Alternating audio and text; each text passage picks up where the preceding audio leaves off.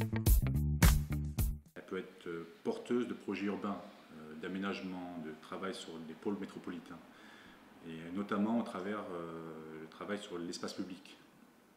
C'est ça qui va donner le sentiment métropolitain. Donc évidemment, je pense que cette métropole peut être un excellent levier pour ce travail sur les espaces publics, sur les aménagements urbains et évidemment sur l'architecture. Ça serait assez drôle de se dire que notre territoire Aix-Marseille en 2050 sera redevenu un territoire avec une forte attractivité économique, dont le pôle qui était au 19e siècle autour de la Joliette, eh bien, ce sera légèrement déplacé pour être à l'arrière de la Joliette, et ça sera les quartiers nord.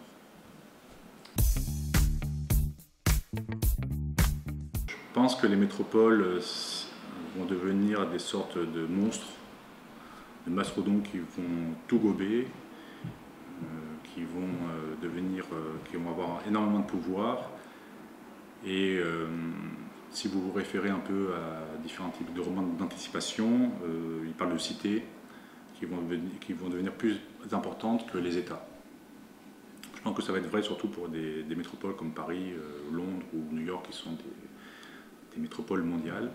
Alors dans ces métropoles, il y a toujours ce débat entre est-ce que ça sera homogène. Je pense qu'on sera toujours avec d'un côté des centres ou des quartiers vertueux, comme on essaie de nous le dire, et puis le vice existera toujours. Et dans ces monstres géants, je ne suis pas certain que la vie sera mieux qu'aujourd'hui. Je pense que ce sera toujours assez complexe.